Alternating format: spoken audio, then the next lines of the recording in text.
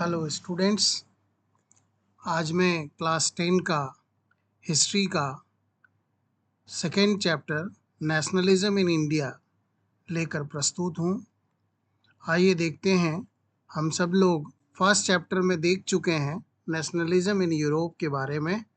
So I think there is no need to explain the term nationalism, but the way the Indian nationalism took was different, was quite different. We will see in this chapter how it was different, what incidents shaped the Indian nationalism, and how it developed, and finally how we have given its identity like national flag, national anthem, national symbol, and one woman figure like Germania and Marian. We will see in this chapter all these things. एक एक करके एक एक paragraph मैं उठाया हूँ। इसमें एक एक पैराग्राफ से कैसा क्वेश्चन बनता है वो बनाया हूँ और उसका आंसर भी आपको वहाँ मिलेगा। आप देखें। आइए देखते हैं, आगे बढ़ते हैं। मेरा दावा है अगर आप कंटिन्यूअस ऐसे इस तरीके से चलते रहे तो 2 वीडियो में ये पूरा चैप्टर मैं कवर करूँगा और एक तरीके से आपका 45-45 मिनट के 2 पीरियड में पूरा चैप्टर का रिवीजन हो जाएगा, बहुत आसान से शब्दों में। आइए हिस्ट्री पढ़ना और समझना आसान बनाएं।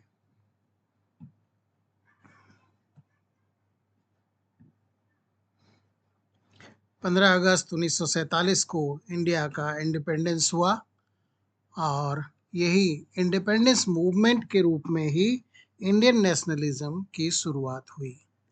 नेशनलिज्म इन इंडिया, हमने यूरोप में मॉडर्न नेशनलिज्म को देखा, नेशन स्टेट बनते हुए देखा।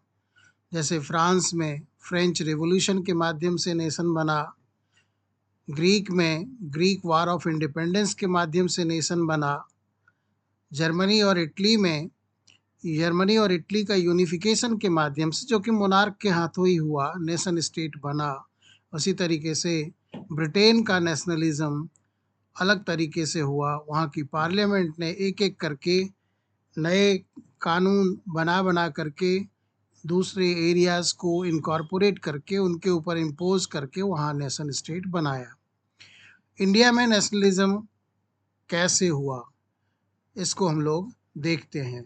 इंडिया में नेशनलिज्म का क्या मतलब था, नेशनल आइडेंटिटी या सेंस ऑफ बिलोंगिंगनेस हमने कैसे डेवलप किया।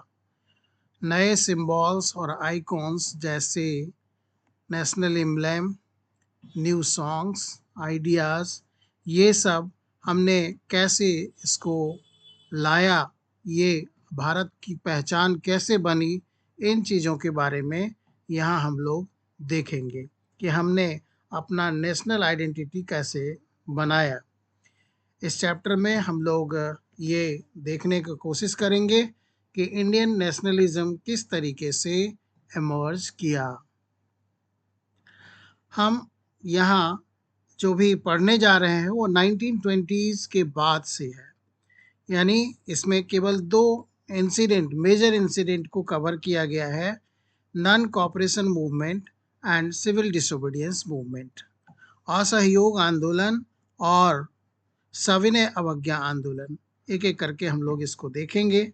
हम लोग यहाँ एक्सप्लोर करने का कोशिश करेंगे किस तरीके से कांग्रेस ने नेशनल मूवमेंट को ऑर्गेनाइज किया, किस तरीके से डिफरेंट सोशल ग्रुप्स इसमें पार्टिसिपेट करते गए इस मूवमेंट में, और किस तरीके से ये जो एंटी कॉलोनियल मूवमेंट था इंडिया का नेशनलिस्ट मूवमेंट बन गया, नेशनल इंटीग्रेशन और नेशनल इमेजिनेशन लोगों को देने में सफल रहा।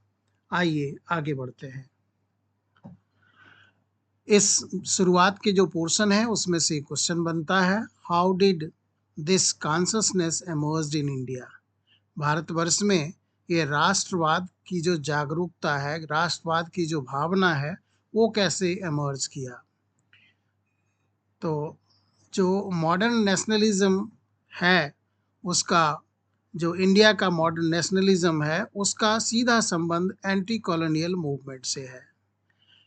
इसके बाद जब ये एंटी कॉलोनियल मूवमेंट के रूप में शुरू हुआ, लोगों को एकजुट करने में ये एंटी कॉलोनियल मूवमेंट सहायक हुआ। सब लोग एक साथ जुड़े क्योंकि उन्हें सब मिल करके कॉलोनियल गवर्नमेंट को हटाना था। फिर लोगों ने यूनिटी को डिस्कवर करना शुरू किया और वो यूनिटी स्ट्रेंथन हुई ये एंटी कॉलोनियल मूवमेंट के माध्यम से। धीरे धीरे उन्होंने अपना जो शेयर्ड आइडेंटिटी था, अपना जो कल्चर था, उसको यूज किया और आगे बढ़े। कहता है कि इंडिया में बहुत सारे ग्रुप के लोग रहते हैं, जैसे बहुत सारे कास्ट, बहुत सारे रिलीजन, सबकी अलग अलग आइडेंटिटी है, सबका अलग अलग एक्सपीरियंस है, सबका अलग अलग व्यू है। फिर उनका जो नोशन ऑफ फ्रीडम था वो भी शायद एक नहीं होता, लेकिन ये संजोग की बात रही। कांग्रेस के नेतृत्व में महात्मा गांधी ने इन सारे डिफरेंसेस को फॉर्ज किया, एक साथ मिलाया और डिफरेंट ग्रुप्स को एक साथ लाया और इस तरीके से यूनाइटेड स्ट्रगल के माध्यम से इंडिया को एक नेशन के रूप में डेवलप किया। We got independence under the leadership of Mahatma Gandhi. He was the leader at that moment under the Indian National Congress. First जो आपका चैप्टर में हेडिंग है, द फर्स्ट वर्ल्ड वार, खिलाफत and non cooperation. First world war समाप्त हो गया 1919 में और नेशनल मूवमेंट उस समय स्प्रेड कर रहा था नए रीजन्स में, नए सोशल ग्रुप्स में, या नए मोड्स ऑफ स्ट्रगल भी डेवलप हो रहे थे। इन सब चीज़ को हम लोग इस पैराग्राफ में देखेंगे। इस पैराग्राफ से जो इम्पोर्टेंट क्वेश्चन बनता है वो है, how first world war help in the rise of nationalism in India. Bharatvarsh में प्रथम विश्व युद्ध ने किस प्रकार भारत में राष्ट्रीयता के विकास में मदद किया। So it was the first world war which created first the new economic and political situation. First world war के कारण नई आर्थिक और राजनीतिक व्यवस्था उभर कर सामने आई भारतवर्ष में। इस समय युद्ध के कारण जो डिफेंस एक्सपेंडिचर था वो बहुत बढ़ गया था।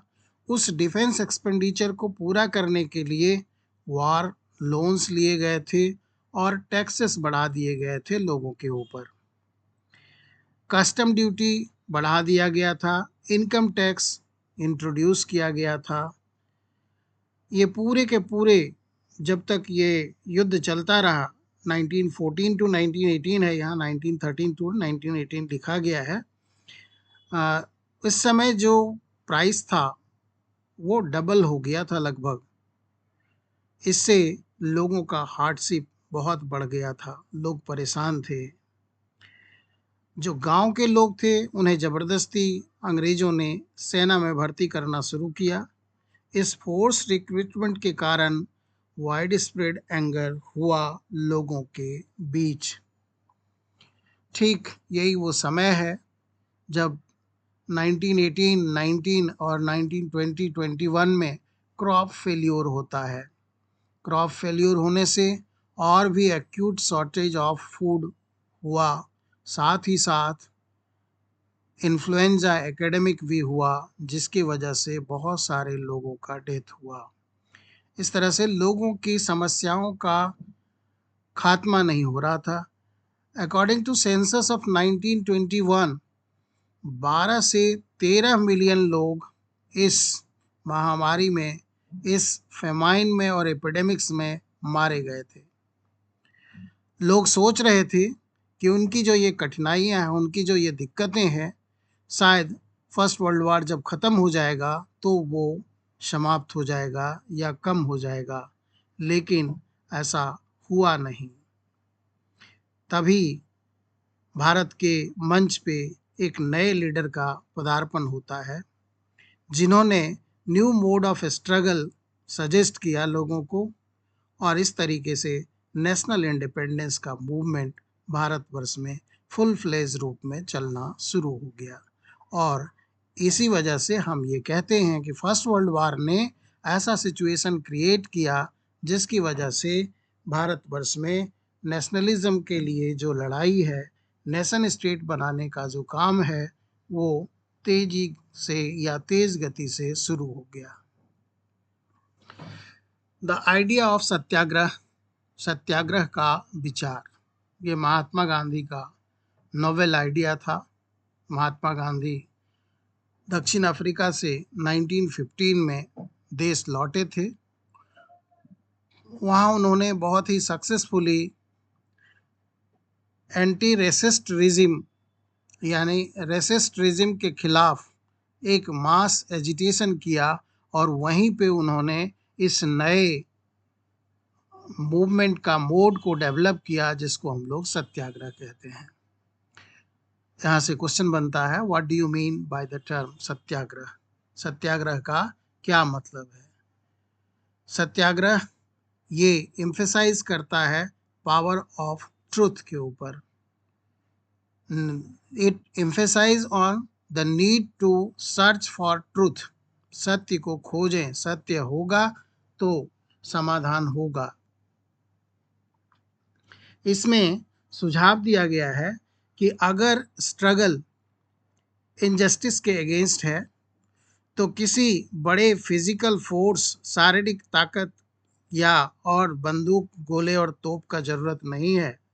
हम जो हमारा दमन करने वाले लोग हैं उनके अगेंस्ट लड़ने के लिए अगर सत्य के लिए लड़ाई है तो किसी संसाधन, किसी शस्त्र और अस्त्र का जरूरत नहीं है। कोई बदला लिए बिना, कोई एग्रेसिव मोड अडॉप्ट किए बिना सत्याग्रही इस बैटल को जीत सकते हैं थ्रू नॉन वायलेंस, अहिंसा के बल पे। अहिंसा यानी किसी भी प्रकार का कोई भी वायलेंस ना करके, हम अगर हमारा मांग सच है, सत्य पे आधारित है, सत्य के लिए हम लड़ रहे हैं, तो हमें किसी अस्त्र शस्त्र का जरूरत नहीं होता। ये किया जा सकता है कैसे? By appealing to the conscience of the oppressor. जो दमन करने वाले लोग हैं उनके संज्ञान को, उनके जमीर को जगा कर किया जा सकता है, उनके जमीर को अपील करके किया जा सकता है। लोग यानी कि ऑपरेसर भी इसमें दे हैड टू परस्यूडेड, यानी ऑपरेसर को, हम जो दमन करने वाले लोग हैं हमारे ऊपर जैसे कॉलोनियल रूल था, उनको हम सत्य के लिए परस्यू करें, अप्रोच करें, और किसी फोर्स का या किसी वायलेंस का यूज ना करें। गांधी जी का मानना था कि by this struggle truth was bound to ultimately triumph. इस संघर्ष के द्वारा सत्य की अवश्य विजय होगी। महात्मा गांधी एक धर्म में विश्वास करते थे, वो धर्म था नॉन वायलेंस का। वो कहते थे कि यही वो धर्म है जिसके आधार पर हिंदुस्तान यूनाइट हो सकता है, भारत को एक बनाया जा सकता है, एक नेशन का रूप दिया जा सकता है। नेक्स्ट आगे बढ़ते हुए क्वेश्चन 4 इस चैप्टर का है। आगे जैसे ही चैप्टर बढ़ता है उसमें से क्वेश्चन 4 ऐसे बनता है, write in brief about Champaran, Kheda and Ahmedabad satyagraha. Bharat में आने के बाद महात्मा गांधी ने ये 3 सत्याग्रह सक्सेसफुली ऑर्गेनाइज किया। पहला था चंपारण, दूसरा खेड़ा, तीसरा अहमदाबाद। 1917 में वो चंपारण गए, चंपारण के किसानों के आमंत्रण पे चंपारण गए। वहाँ उन्होंने देखा कि चंपारण में किसानों को किस तरीके से जो प्लांटेशन, ऑपरेसिव प्लांटेशन सिस्टम से किस तरीके से किसानों का शोषण होता है। वहाँ उन्होंने चंपारण सत्याग्रह मूवमेंट स्टार्ट किया और वहाँ उन्हें पहली सफलता मिली।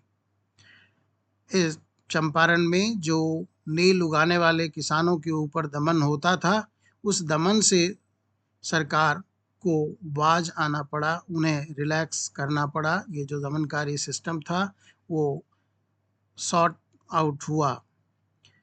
फिर 1917 में ही उन्होंने खेड़ा डिस्ट्रिक्ट ऑफ गुजरात में एक आंदोलन शुरू किया। खेड़ा डिस्ट्रिक्ट में क्या हुआ था, क्रॉप फेल्यूर हो गया था और प्लेग एपिडेमिक भी था, जो अभी अभी हम लोग देखे फर्स्ट वर्ल्ड वार में जो हुआ था, जिसकी वजह से हम हमारे जो दिक्कतें हैं वो बढ़ गई थी। तो उसी तरीके से यहाँ भी क्रॉप फेल्योर था और प्लेग एपिडेमिक भी था।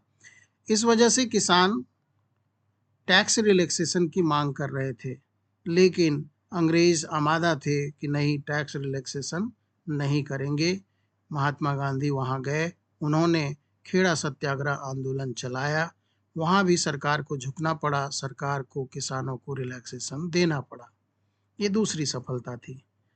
फिर 1918 में महात्मा गांधी अहमदाबाद गए। वहाँ के कॉटन मिल वर्कर्स ने उन्हें इनवाइट किया कि कॉटन मिल वर्कर्स का जो वेजेस है वो बहुत कम है और जो वर्किंग कंडीशन है वो बहुत हार्श है। उसके लिए वहाँ उन्होंने अहमदाबाद मिल सत्याग्रह शुरू किया और इस तरीके से अहमदाबाद मिल वर्कर्स को भी रिलैक्सेशन गवर्नमेंट ने दिया। उनके भी वेतन सुधार हुए और उनके काम करने की स्थितियाँ भी अच्छी बनी। इस तरीके से 3 सक्सेसफुल आंदोलन करने के बाद एक और मौका मिल जाता है महात्मा गांधी को। यहाँ हमने वो आपका बुक में लिखा है द रॉलेट एक्ट।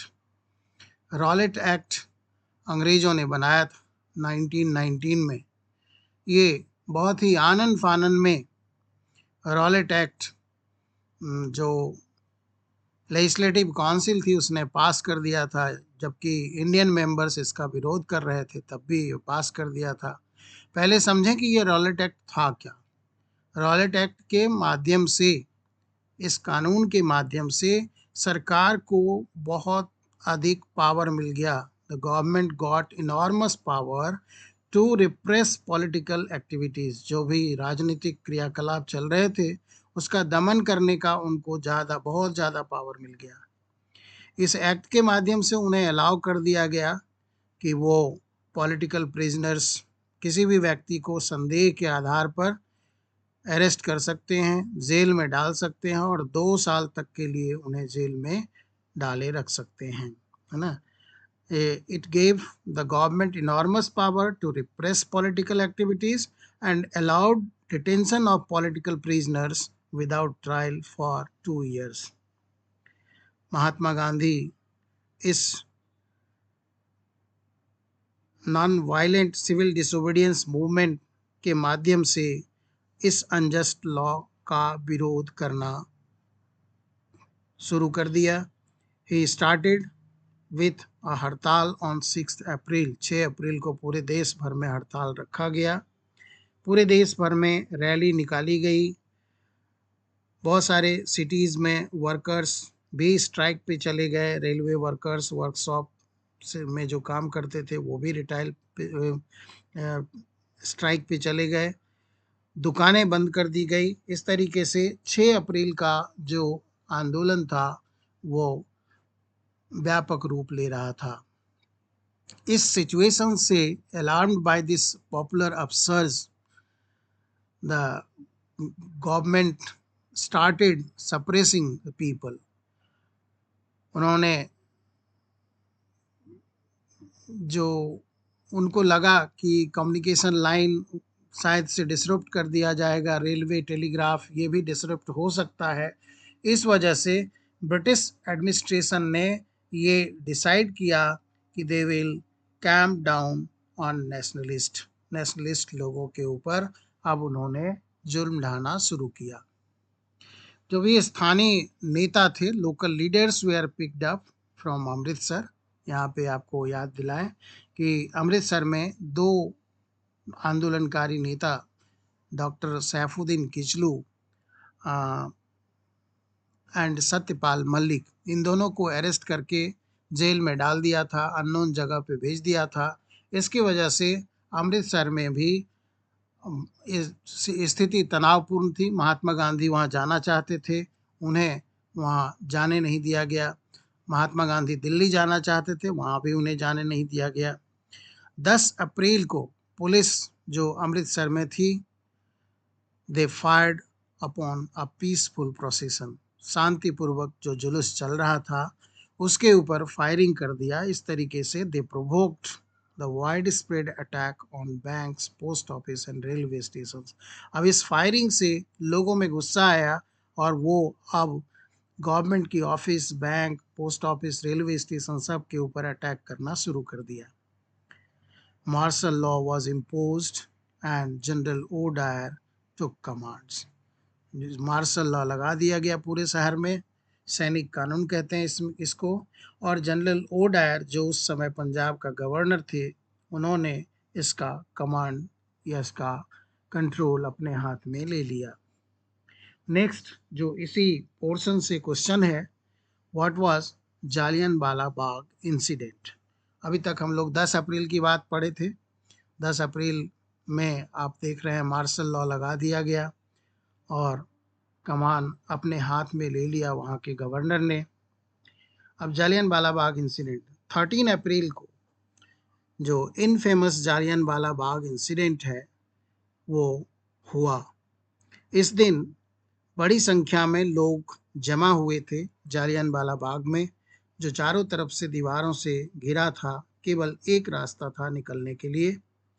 कुछ लोग जो यहाँ आए थे वो प्रोटेस्ट करने आए थे। सरकार का ये जो न्यू रिप्रेसिव मेजर था, दमनकारी कानून था, रॉलेट एक्ट, उसका विरोध करने आए थे। लेकिन अधिकांश लोग, others had came to attend the annual Baisakhi fair. हर साल बैसाखी का त्यौहार मनाया जाता था और इसी ग्राउंड में मनाया जाता था, तो वो बैसाखी का त्यौहार मनाने आए हुए थे। वे सब बाहर से थे, शहर के अंदर से थे नहीं। Being from outside of the city, many villagers were unaware of the martial law. Martial law लगा हुआ है शहर में, इसकी जानकारी उन्हें नहीं थी। डायर इससे गुस्सा हो गया। He entered the area, block the exit point. एक ही एग्जिट पॉइंट था, उसको ब्लॉक कर दिया। And open fire on the crowd, killing hundreds. जिसका जो रिपोर्टिंग है उसके अनुसार लगभग 1000 लोग मारे गए और 2000 या उससे भी अधिक लोग घायल हुए थे इस इंसिडेंट में। इस तरीके से ये जो इंसिडेंट हुआ, इसके बारे में जनरल ओ डायर का कहना था कि उनका ऑब्जेक्टिव क्या था कि वो टू प्रोड्यूस मॉरल इफेक्ट, लोगों के ऊपर एक मॉरल इफेक्ट क्रिएट करें, लोगों में भय बनाएं ताकि वो दूसरी बार ऐसा ना कर पाए। In the minds of to create in the minds of satyagrahi a feeling of terror and awe. उन वो ही करे, अरे बाप ऐसा कैसे हो गया, और अब आगे हम ऐसा करते हैं तो हमें भी इस तरीके का झेलना पड़ेगा। ये वो क्रिएट करना चाहते थे, ये उनका मकसद था, जैसा कि उन्होंने बाद में इसके बारे में बताया था। जो रॉलेट सत्याग्रही थे वो वाइड स्प्रेड मूवमेंट चला रहे थे।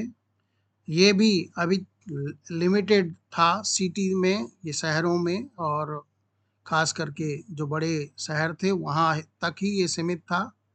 महात्मा गांधी ने ऐसा अनुभव किया कि इन छोटे मोटे आंदोलन से काम चलने वाला नहीं है। अब उन्होंने ये फील किया कि हमें निश्चित रूप से एक बड़ा आंदोलन करना पड़ेगा। बड़ा आंदोलन करने के लिए हमें राष्ट्र के सभी लोगों को एकजुट करना पड़ेगा। उस समय जो सबसे बड़ा ग्रुप था वो हिंदू और मुस्लिम्स का ग्रुप था। उनको उन्होंने एक साथ लाने का कोशिश करना शुरू कर दिया। एक तरीका था जो महात्मा गांधी उन सबों को एक साथ ला सकते थे, वो था कि उन्होंने सोचा कि हम खिलाफत इशू को सपोर्ट कर दें। खिलाफत इशू क्या था? फर्स्ट वर्ल्ड वार के दौरान ऑटोमन तुर्क अंग्रेज़ों के विरुद्ध लड़ा था और उसकी पराजय हो गई थी। ऑटोमन तुर्की के जो रूलर होते थे उन्हें खलीफा कहा जाता था। वो एक तरीके से रिलीजियस हेड भी थे और पॉलिटिकल हेड भी थे इस्लाम का। तो खलीफा के ऊपर ऐसा एक र्यूमर भी था कि शायद से उनके ऊपर एक हार्श ट्रीटी थोपी जानी है, एक बहुत कठोर संधि थोपी जानी है। तो उसका विरोध करने के लिए हिंदुस्तान में खिलाफत मूवमेंट शुरू हुआ।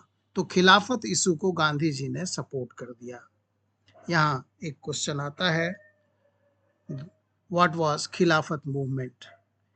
The Khilafat movement was started in India to defend the caliphs temporal power. खलीफा का जो टेम्पोरल पावर था उसको बचाने के लिए ये आंदोलन शुरू हुआ था। खिलाफत कमेटी बनी मुंबई में मार्च 1919 में। जो यंग जनरेशन के लीडर थे उन्हें अली ब्रदर्स कहा जाता था।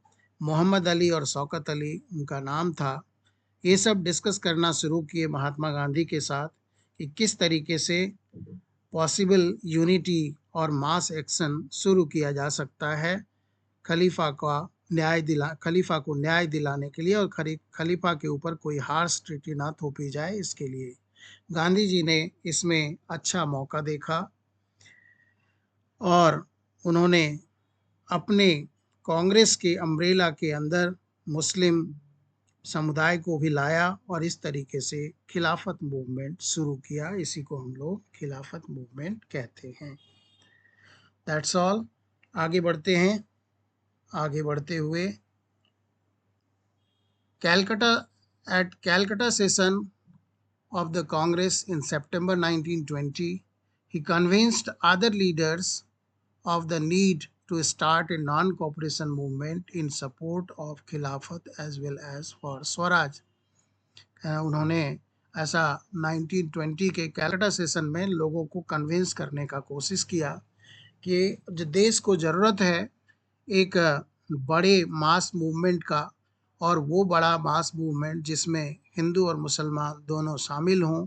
इस तरीके से खिलाफत इशू को सपोर्ट करने के लिए और स्वराज पाने के उद्देश्य से नॉन कॉपरेशन मूवमेंट शुरू किया उन्होंने। 1.3 जो आपके बुक का सब हेडिंग है, why non cooperation. Non cooperation क्यों, नॉन कॉपरेशन क्या था, इसके बारे में महात्मा गांधी ने अपने बुक हिंद स्वराज, जिसकी रचना उन्होंने 1909 में की थी, उन्होंने डिक्लेयर किया था कि ब्रिटिश रूल इंडिया में इस्टेब्लिश हुआ है इंडियंस के कॉपरेशन से, और इंडियन के कॉपरेशन से ही वो सरवाइव कर रहा है, चल रहा है। अगर इंडियंस ये कॉपरेशन देना रिफ्यूज़ कर दें तो British rule would collapse with in a year. एक साल के अंदर अंदर वो कोलैप्स हो जाएगा और स्वराज हमें मिल जाएगा। किस तरीके से ये नॉन कॉपरेशन को एक मूवमेंट में तब्दील कर दिया गया, गांधी जी ने इसके लिए प्रस्ताव रखा था। ये मूवमेंट कई स्टेजेस में अनफोल्ड होगा, कई स्टेजेस में चलेगा या इसका प्रोग्रेस होगा या धीरे धीरे बढ़ेगा। उन्होंने कहा था कि it will begin with the surrender of titles and honours given by British government. अंग्रेजी सरकार ने जो लोगों को टाइटल और ऑनर दिया है उसको सरेंडर कर दें, पहला स्टेप होगा, पहला स्टेज वो होगा। In the first phase of the non-cooperation movement, he suggested to return the titles and honors given by this bloody government who had initiated in the Jallianwala Bagh. इसके बाद जो सेकेंड स्टेज में boycott of civil services, army, police, court, legislative council, schools and foreign goods, इन सबों का boycott, ये second stage में था। और थर्ड स्टेज में था then in case the government use repression. अब इसके बाद अगर सरकार दमन का सहारा लेती है तो अब क्या करेंगे, फुल सिविल डिसोबीडियंस शुरू होगा, जिसमें नो टैक्सेशन कैंपेन होगा, टैक्स नहीं दिया जाएगा। अगर हम टैक्स नहीं देंगे तो सरकार नहीं चल पाएगी। टैक्स से सरकार चलती है, टैक्स से सरकार का खजाना भरता है और इसी से सरकारी काम चलता है। तो ये 3 स्टेज बताया गया था। यहाँ से 2 क्वेश्चन का आंसर आपका बन रहा है। क्वेश्चन यहाँ नहीं बनाया गया है। पहला है कि what was the idea of non cooperation, what was the idea of Mahatma Gandhi about non cooperation, और दूसरा है how Mahatma Gandhi proposed to start the non cooperation movement. उन्होंने 3 फेज में इसको प्रपोज किया था। आंसर है यहाँ पे, क्वेश्चन आप लिख लीजिएगा। कांग्रेस के अंदर ही जो बहुत सारे लोग थे वो इस बात को बायकॉट कर रहे थे कि जो काउंसिल का इलेक्शन है जो नवंबर में होना है, उनको डर लग रहा था कि अगर हम ये आंदोलन अभी शुरू करते हैं तो फिर से ये जो इलेक्शन है वो टल जाएगा, इलेक्शन आगे बढ़ जाएगा। जबकि इलेक्शन वो चाहते थे कि हम बड़ी संख्या में जीत कर आएँ सरकार के अंदर और अंदर से उसको व्यवधान प्रकट करें। लेकिन सितंबर से दिसंबर तक ये टसल रहा। कुछ समय के लिए ऐसा लगा कि मीटिंग मतलब दोनों में कोई जो मतभेद है कि कुछ लोग कह रहे हैं शुरू किया जाए, कुछ लोग कह रहे हैं नहीं शुरू किया जाए, तो लगा कि शायद से ये अभी नहीं शुरू होगा। लेकिन finally at the Congress session at Nagpur in December 1920 a compromise was worked out and the non cooperation program was adopted। यानी दिसंबर के नागपुर सेशन में एक मीटिंग हुई कांग्रेस की और कांग्रेस के सभी लोग इस बात पे सहमत हो गए कि हाँ, हमें नॉन कोऑपरेशन मूवमेंट शुरू करने का ज़रूरत है। यानी दिसंबर लास्ट वीक में ये डिसीजन हुआ and that movement started in January 1921। तो यहाँ हम लोग ये देख रहे हैं कि 2 मैप वर्क के लिए क्वेश्चन आता है और इसको हम कंफ्यूज होते हैं। Calcutta session and Nagpur session of the Congress दोनों ही 1920 में ही हुआ। अब आपको अगर कैलकाटा दिया हुआ है और वहाँ पे एरो डाल करके लिखा हुआ है या नीचे क्वेश्चन में लिखा हुआ है, वो एरो डाल के नंबर 1 लिखा है और लिखा है कि name the incident which took place in 1920, तो 1920 का कैलकाटा सेशन कांग्रेस का होगा। और वहीं अगर नागपुर में भी ऐसा देता है तो आप कह सकते हैं दिसंबर सेशन ऑफ द कांग्रेस इन 1920। इस तरीके से मैप वर्क का 2 क्वेश्चन यहाँ से बनता है। आइए आगे बढ़ते हुए differing strands with in the movement. इस आंदोलन के अंदर अलग अलग स्ट्रैंड्स, अलग अलग लोगों का नज़रिया, अलग अलग लोगों की चाहत, या कह सकते हैं अलग अलग तरीके से उन्होंने नॉन कोऑपरेशन मूवमेंट को देखना समझना शुरू किया और उनके अलग अलग वे ऑफ वर्किंग भी थे। इन चीज़ों को देखेंगे। इसमें एक इम्पॉर्टेंट क्वेश्चन बनता है, how did different social groups perceive the idea of non cooperation. Non cooperation के आइडिया को भारत के विभिन्न वर्गों के लोगों ने किस तरीके से परसीव किया, किस तरीके से देखा। नॉन कोऑपरेशन खिलाफत मूवमेंट जो जनवरी 1921 में शुरू हुआ, इसमें देश के समाज के विभिन्न तबकों के लोग इस मूवमेंट में शामिल हुए थे। लेकिन उनके जो एस्पिरेशंस थे, उनकी जो उम्मीदें थी, वो अलग अलग थी। सभी लोग इस नेशनल मूवमेंट का कॉल को रिस्पॉन्ड तो किए, but they had different meaning and notions of Swaraj. इसको हम लोग यहाँ देखेंगे कि उनको अलग अलग आइडिया था, अलग अलग नोशन था स्वराज का। द मूवमेंट इन टाउन्स, अब इसको पार्ट पार्ट करके देखेंगे। कभी कभी ये इतना बड़ा, बहुत बड़ा क्वेश्चन ये आंसर हो जाता है, इतना बड़ा क्वेश्चन नहीं आता है, आपको पार्ट करके पूछेगा what were the ideas of the townspeople regarding non-cooperation movement। तो ये मूवमेंट शहरों में मिडिल क्लास के पार्टिसिपेशन से शुरू हुआ। हजारों की संख्या में विद्यार्थियों ने गवर्नमेंट कंट्रोल्ड स्कूल कॉलेजेस को छोड़ दिया, टीचर और हेडमास्टर्स ने रिज़ाइन कर दिया, लॉयर्स ने अपना लीगल प्रैक्टिसेस छोड़ दिया। जो काउंसिल इलेक्शंस था उसको लोगों ने बायकॉट किया। केवल मद्रास प्रोविंस में, जहां जस्टिस पार्टी नाम से एक पार्टी थी जो नॉन ब्राह्मण पार्टी थी, उनको ऐसा लग रहा था कि अगर वो काउंसिल में इंटर करेंगे तो इनका जो प्रॉब्लम है समाज में, जो उनके लिए अलग थलग व्यवस्थाएं हैं, वो उसमें सुधार होगा। इस वजह से वो पार्टी ही इस इलेक्शन का समर्थन कर रही थी, बाकी सभी लोगों ने इस इलेक्शन का विरोध किया था। नॉन कॉपरेशन का इफेक्ट इकोनॉमिक फ्रंट पे बहुत ज़्यादा देखने को मिला। फॉरेन गुड्स का बायकॉट किया गया, लिक्वर शॉप्स के ऊपर पिकेटिंग की गई, धरना दिया गया। फॉरेन क्लोथ्स को ह्यूज बॉनफायर में बर्न किया गया। इसकी वजह से जो इंपोर्ट ऑफ फॉरेन क्लोथ्स था वो लगभग आधा हो गया 1921 और 1922 के बीच। जो इंपोर्ट 102 करोड़ रुपए का होता था वो अब केवल 57 करोड़ रुपए का हो रहा था। एक साल में ही फॉरेन क्लोथ्स को बायकॉट करने का इस मूवमेंट के कारण सरकार को बहुत बड़ा आर्थिक नुकसान हुआ। बहुत सारे प्लेसेस में जो हिंदुस्तान में मर्चेंट्स थे, ट्रेडर्स थे, उन लोगों ने फॉरेन क्लोथ्स और फॉरेन गुड्स को सेल करने से मना कर दिया।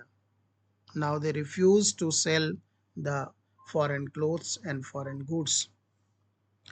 जैसा कि ये बायकॉट मूवमेंट स्प्रेड किया, बढ़ा, है ना, इसके बढ़ने से जो इंडियन लोग थे जो इंडियन क्लोथ्स को पहनने लगे थे, तो हैंडलूम का प्रोडक्शन और इंडियन टेक्सटाइल मिल्स का प्रोडक्शन बढ़ा। इस वजह से जो इंडस्ट्रियलिस्ट लोग थे they were supporting the movement. For what? For getting swaraj? No, they were supporting the movement for increasing their sale, increasing their production and increasing their profit. दूसरा, why question इसी पोर्शन से बनता है, why the non cooperation movement in cities died soon. बहुत जल्द जो non cooperation movement है शहरों में बहुत जल्द खत्म क्यों हो गया।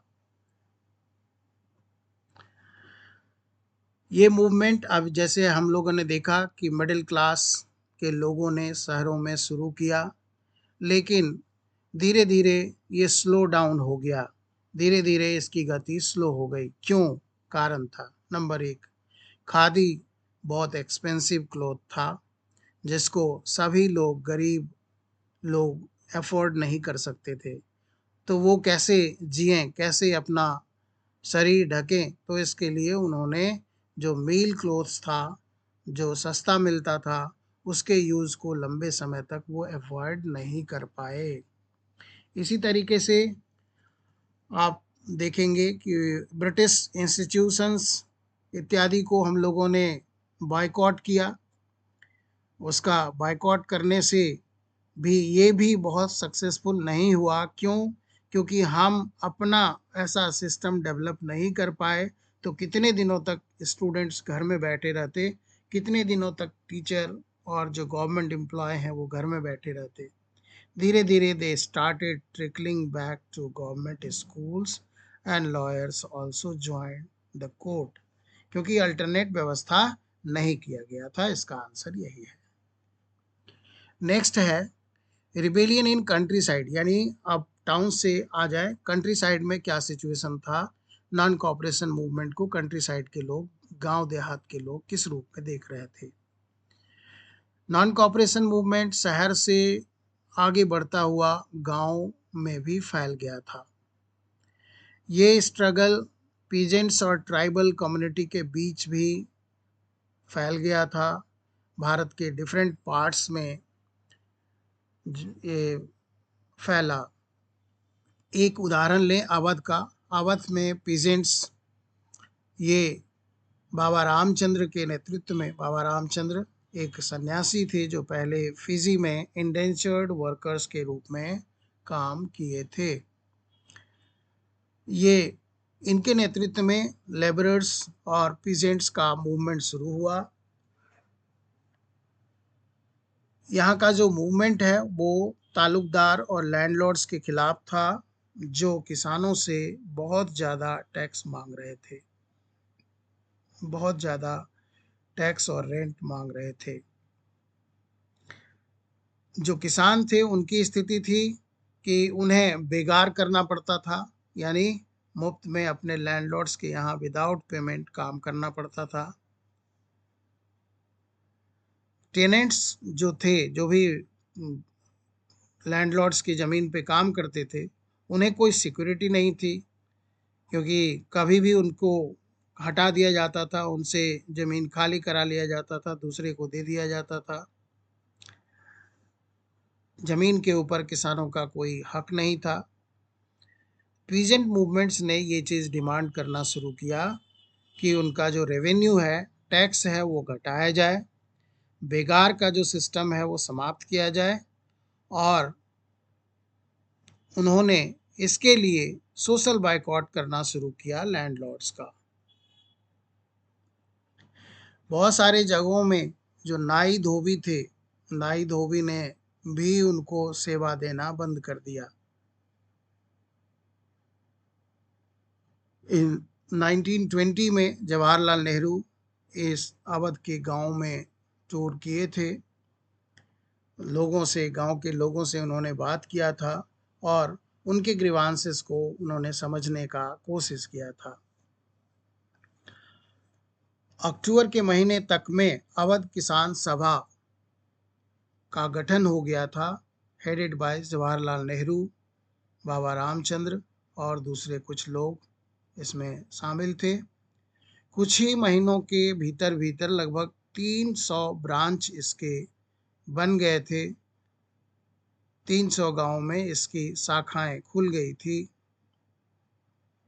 जब नॉन कोऑपरेशन मूवमेंट शुरू हुआ, तब उसके बाद के वर्षों में जो कांग्रेस ने जो स्टेप्स लिया, कांग्रेस ने जो इस स्ट्रगल को, पीजेंट्स स्ट्रगल को भी नेशनल स्ट्रगल का रूप मान लिया और उन्हें भी इसमें शामिल कर लिया। पीजेंट मूवमेंट यद्यपि कि डेवलप हुआ, पीजेंट्स लोग सपोर्ट कर रहे थे नेशनल मूवमेंट में, लेकिन किसान लोग थे वो कांग्रेस लीडरशिप से संतुष्ट नहीं थे, वो असंतुष्ट थे। जो कांग्रेस लीडरशिप उनके बारे में कुछ नहीं सोच रहा था।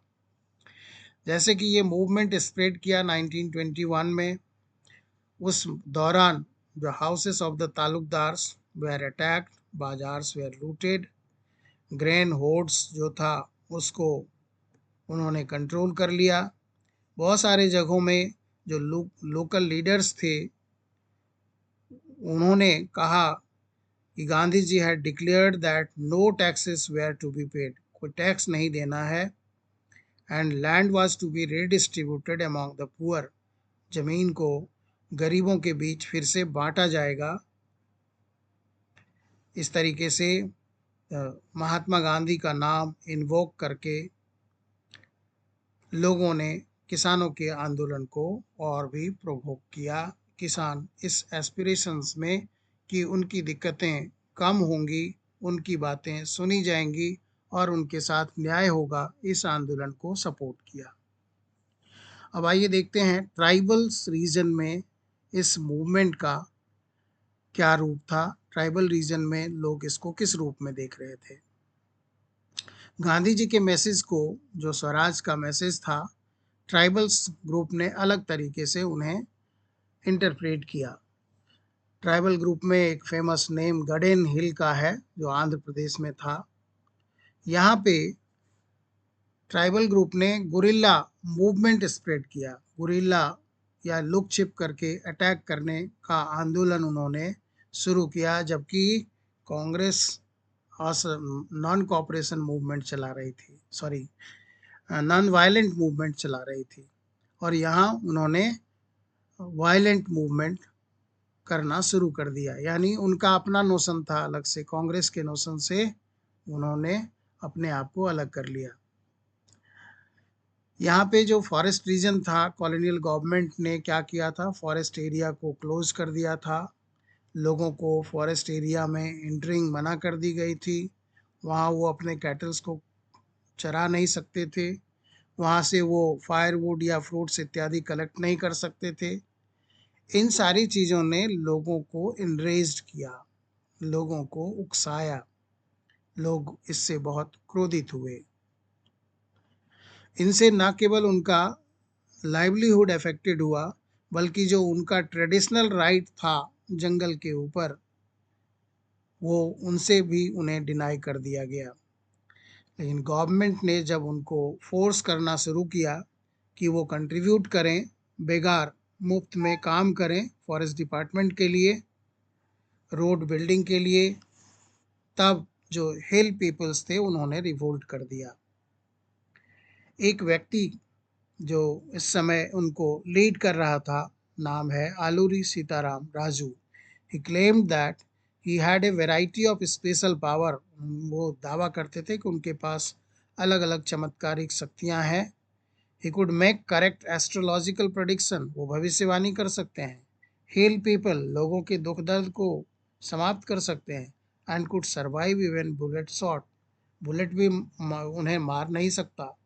ये सब रहस्यमयी बातें उनके संबंध में लोगों के बीच थी।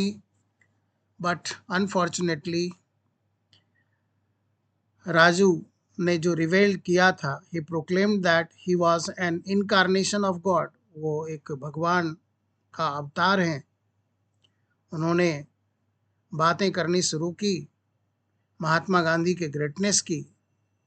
उन्होंने कहा महात्मा गांधी से इंस्पायर होकर कि नॉन कॉपरेशन मूवमेंट को वो परस्यू करें, लोग खादी पहने और जो ड्रिंक करते हैं वो ना करें। इसके लिए उन्होंने लोगों को प्रेरित किया। ये तो महात्मा गांधी की बातों को बताया, उन्हें महात्मा गांधी को महान बताया, उनकी बातों को फॉलो करने के लिए लोगों को कहा। But at the same time he asserted that India could be liberated only by the use of force. Bharat को आज़ादी ऐसे नहीं मिलेगी, ये नॉन वायलेंस से नहीं मिलेगी। केवल शक्ति का इंतजार, मतलब शक्ति का सहारा लेकर के ही देश को आज़ाद कराया जा सकता है। The Gaden rebel attacked police station, attempted to kill British officials and carried on guerrilla warfare. गडेन हिल के जो लोग थे वो अब लुक छिप करके गुरिल्ला वारफेयर करने लगे, पुलिस स्टेशन के ऊपर अटैक करना शुरू कर दिया, ब्रिटिश ऑफिशियल्स को अटैक करना शुरू कर दिया। लेकिन दुर्भाग्य से Raju was captured and executed in 1924 and over time became a folk hero. बाद में ये उनके समुदाय का एक हीरो के रूप में, एक नायक के रूप में उभरे। आगे बढ़ते हुए स्वराज इन प्लांटेशन एरियाज 2.3, जो वर्कर्स थे वो भी समझ रहे थे गांधी जी का जो नोशन था स्वराज का, उसको वो अपने तरीके से व्याख्या कर रहे थे। प्लांटेशन वर्कर्स के लिए, जो असम में काम करने वाले थे, फ्रीडम का मतलब था उनके लिए right to move freely in and out of the confined space, confined area, जिसमें उनको बंद करके रखा गया था कि वो केवल बागान एरिया में ही रह सकते हैं। इसका मतलब था उन्हें, स्वराज का मतलब था कि अब उन्हें अपने गांव से लिंक स्थापित करने में मदद मिलेगा, वो बाहर जा सकेंगे, गांव जा सकेंगे। लेकिन जो इनलैंड माइग्रेशन एक्ट था, इनलैंड इमिग्रेशन एक्ट 1859, इसने प्लांटेशन वर्कर्स को वापस गांव आने से परमिशन नहीं दिया था। वो गार्डन का एरिया भी छोड़ करके बाहर नहीं जा सकते थे। जब उन्होंने सुना नॉन कॉपरेशन मूवमेंट के बारे में तो हजारों की संख्या में वर्कर्स ने अपनी अथॉरिटी को विरोध किया, अवहेलना की। They left the plantation and headed home, गांव गांव की ओर चल पड़े। उनका विश्वास था कि गांधी राज वॉज कमिंग, गांधी राज आने वाला है और हर किसी को उनके गांव में उन्हें जमीन मिलेगी। Land will be redistributed in their home town. लेकिन दुर्भाग्य से वो अपना डेस्टिनेशन नहीं पहुंच पाए, क्योंकि मेनवाइल रेलवे और स्टीमर का स्ट्राइक शुरू हो गया। वे लोग पकड़े गए, उनकी बुरी तरह पिटाई हुई और उन्हें फिर से वापस अपने एरिया में आना पड़ा। इस तरीके से हम क्या देखते हैं, the vision of this movements they are not defined by the Congress programme. Congress के प्रोग्राम के द्वारा इस मूवमेंट के लिए जो विजन था वो डिफाइन नहीं किया गया था। इसी वजह से जो डिफरेंट कम्युनिटी के लोग थे, they interpreted the term swaraj in their own way. अपने तरीके से उन्होंने स्वराज टर्म को इंटरप्रेट किया और अपने ट्रबल्स एंड जो सफरिंग्स थी उनको उनसे निजात पाने का कोशिश किया। Yet when the tribal chanted Gandhi's name and raise slogan demanding स्वतंत्र भारत, they were also emotionally relating to an all India agitation. कहता है कि जब ट्राइबल लोग थे उन्होंने गांधी जी का नाम लेना शुरू किया और स्वतंत्र भारत के लिए लड़ाई में शामिल होने की बात करनी शुरू की, तो एक तरीके से हम कह सकते हैं कि इमोशनली वो ऑल इंडिया एजिटेशन में शामिल थे। इस एजिटेशन में वो शामिल थे, लेकिन उनके लिए हमने देखा कि उनका जो अपना अपना डिमांड था, अपना अपना एम्बिशन था, अपना अपना जो स्वराज के लिए नोशन था, वो अलग अलग था। दैट्स ऑल, आज के लिए इतना ही। थर्ड पॉइंट हम लोग अगले दिन देखेंगे। तब तक के लिए धन्यवाद। मेरा दावा है अगर आप इस तरीके से मेरे वीडियो को देखेंगे, 2 वीडियो में इतना बड़ा जटिल चैप्टर बहुत आसानी से, बहुत सरल शब्दों में आपको समझने को मिल जाएगा। Thank you, thank you.